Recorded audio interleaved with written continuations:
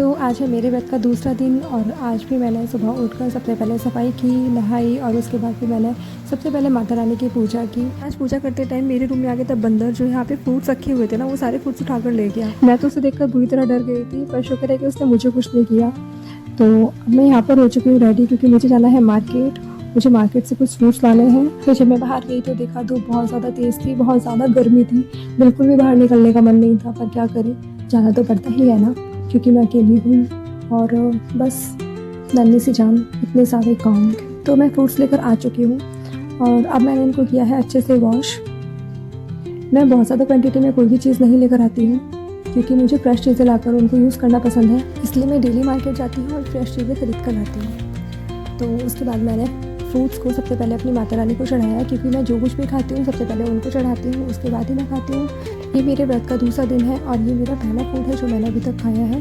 सुबह से मैंने कुछ नहीं खाया हुआ था। एप्पल खाने के बाद मुझे लगा कि कुछ काम कर लिया जाए, तो मैं गई छत में, क्योंकि सुबह से मेरे कपड़े छत पे पड़े हुए थे।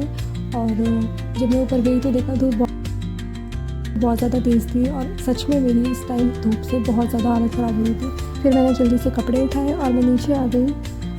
वैसे इन दिनों में पहली बार ऐसा देखने को मिल रहा है कि इतनी ज़्यादा गर्मी हो रही है। इन दिनों में इतनी गर्मी नहीं होती है।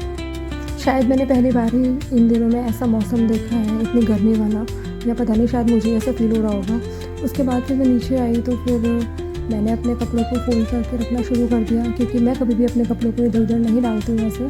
तो मैंने सोचा इनको फोल्ड करके रख दिया जाए।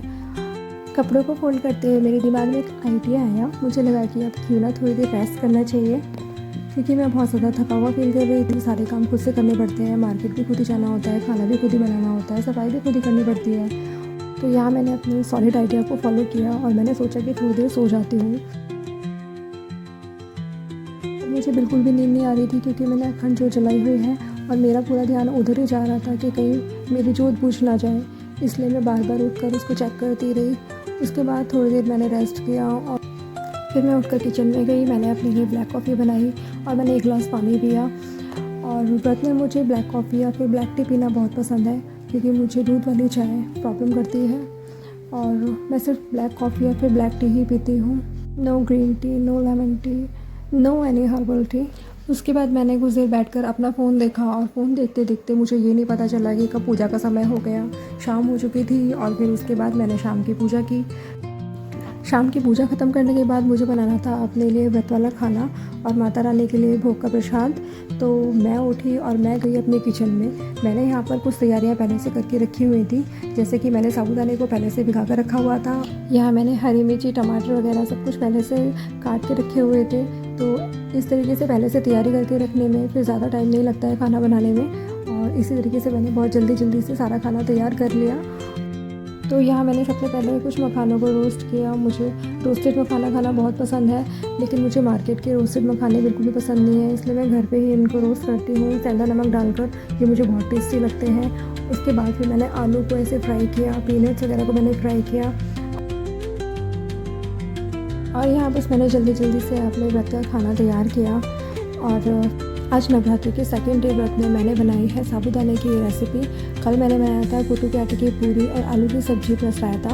अगर इस रेसिपी की वीडियो आप देखना चाहते हैं तो मेरे सेकंड चैनल पूरी ब्लॉग पर जाकर विजिट ज़रूर कीजिएगा, वहाँ पर आपको इसकी रेसिपी मिल जाएगी। तो ये मैंने जल्दी से अपना व्रत का खाना तैयार कर दिया है। ये मैंने थाली लगाई माता रानी को, सबसे पहले मैंने भोग लगाया।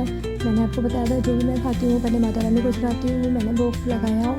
उसके बाद मैंने अपने घर में प्रसाद बांटा, 2 प्लेट्स लगाई और मैं देकर आई। इसके बाद मेरा हो गया था खाना खाने का टाइम, तो माता रानी का नाम लेकर मैंने खाना खाना शुरू किया और ये सच में बहुत ज़्यादा टेस्टी बन रखा था।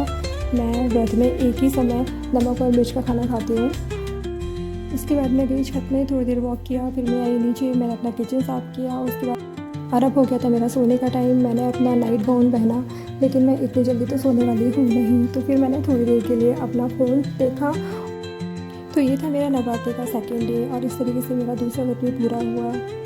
तो बस अब मैं चलती हूँ सोने। जय माता दी।